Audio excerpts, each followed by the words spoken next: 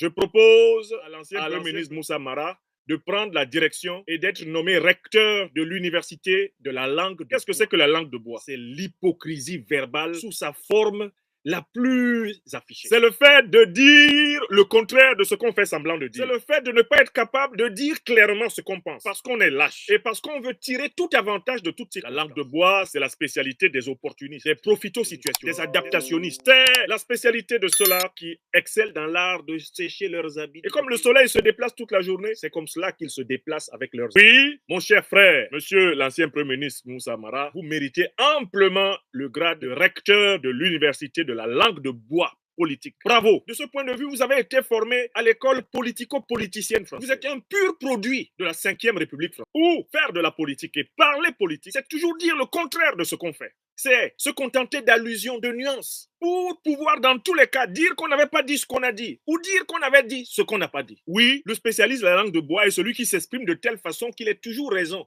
plus tard. Si le spécialiste de la langue de bois doit vous dire, quittons le CFA. Il va vous dire, je ne peux pas insister, je ne peux pas dire avec certitude que nous devons quitter le CFA. C'est ça la langue de bois.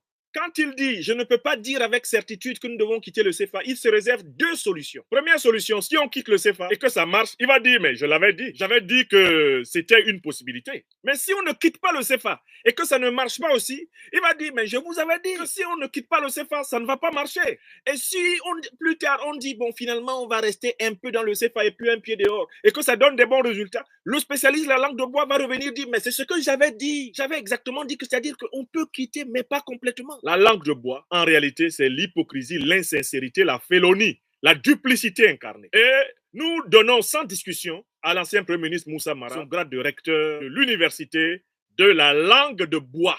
Écrivez ça sous la vidéo. L'ancien Premier ministre Moussa Mara, désigné recteur de l'université de la langue de bois, c'est-à-dire la grande école de l'hypocrisie verbale. Et vous allez remarquer les spécialistes de la langue de bois, ils parlent à voix doucereuse. Ils parlent...